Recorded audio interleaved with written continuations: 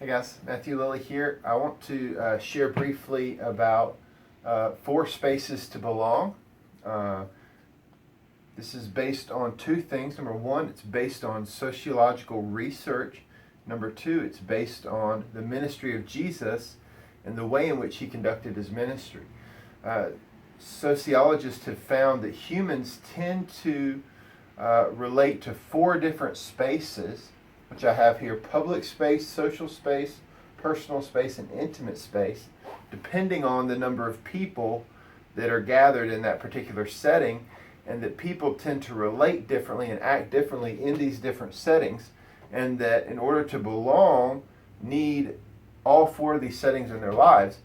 And for ministries and churches, it seems that there's wisdom in creating all 4 of these spaces, and Jesus actually did the same thing. So the public space is the largest of the space, and this is when you would have 70, and these numbers of course are approximate, but you'd have 70 or more people.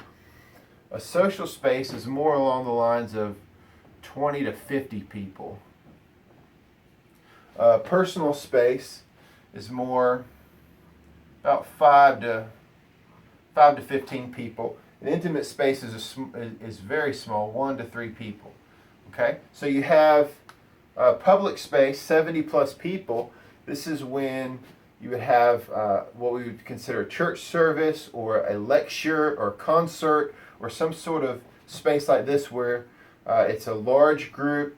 It's conducive for celebration, for teaching. You usually have a small group of people on a platform who are leading the meeting, and everyone else is kind of there to observe or receive.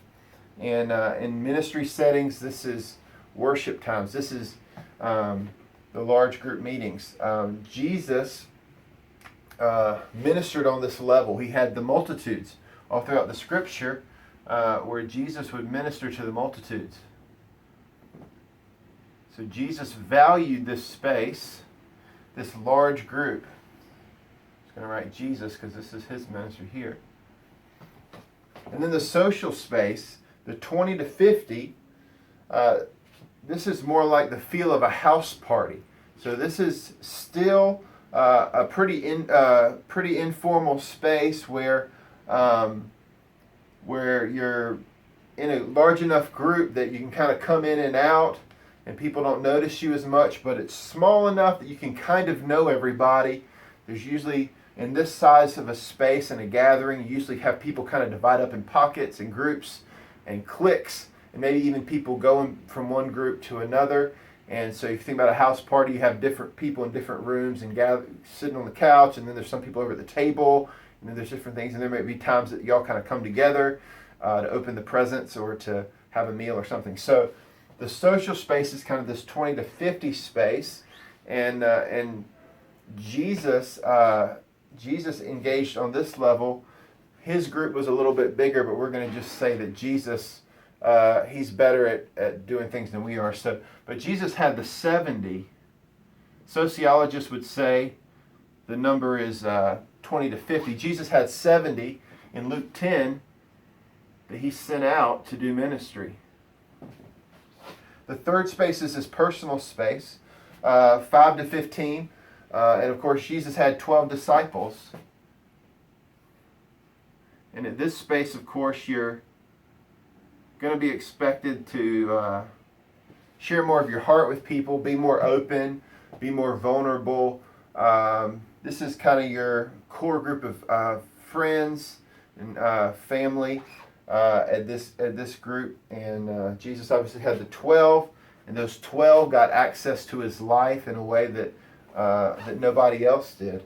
And then there's the intimate space, the 1 to 3.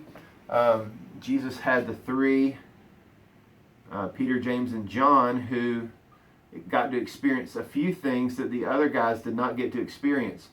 And they had an even more intimate circle in the midst of that. And so these are the 3 spaces, and it's interesting that sociologists have found these and that they line up so well with Jesus's ministry.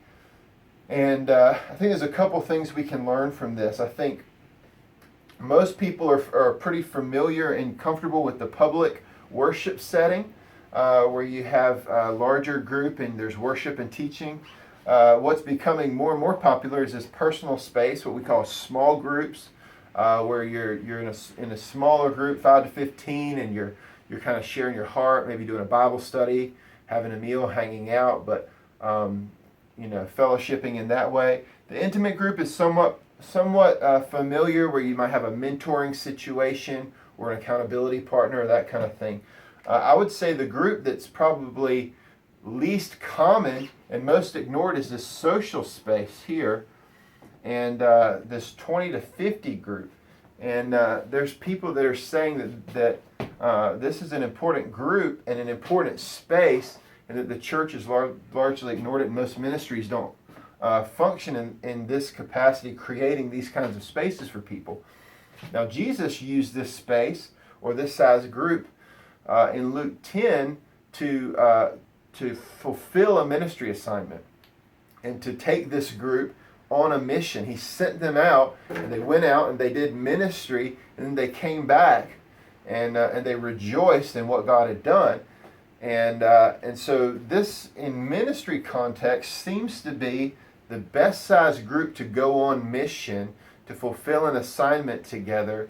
The big group, it's harder to really know everybody, and so you kind of start to get lost in the sea of people, although this group is important to have moments of celebration and teaching and that kind of thing. But to really get a group that can go and have some impact in mission and ministry, it seems like this 20 to 50 crowd, maybe even up a little bigger, but this 20 to 50 size seems to be an ideal size.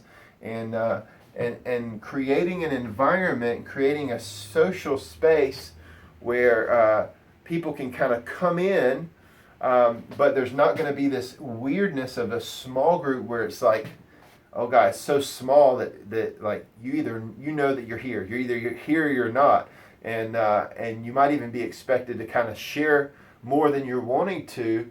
And so a small group is not really a good space for people to kind of come into a ministry or to come into a church, usually, because usually there's kind of, it's too personal. So you need this kind of social space where people can kind of come, check out what's going on. Everybody knows each other, but everybody's not super intimate. It's really what it is it's an extended family size. It's an extended family. The Greek word is oikos, which is the word for a household. And so it's not just your nuclear family, which might be more of this level, but it's your extended family. It's your cousins and it's your friends, and so we all kind of know each other, even though we're not super close, but it's big enough that we know each other, we love each other, we can take care of each other, and we can go and do something together, and we've got enough people that we can really make an impact. And so I just think we should consider as churches and ministries how we can utilize groups of this size in a better way.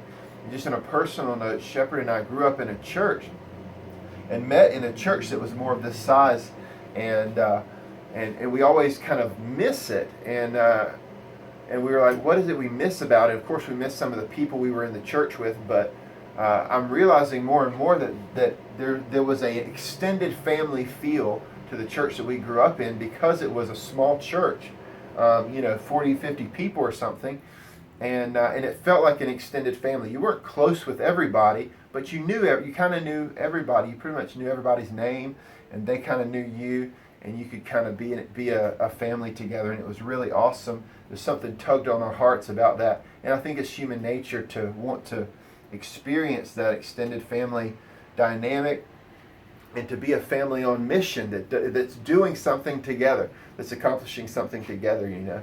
Think about like a military group, that they know each other, they're moving together, and they're going on mission together, but they're close in relationship as well.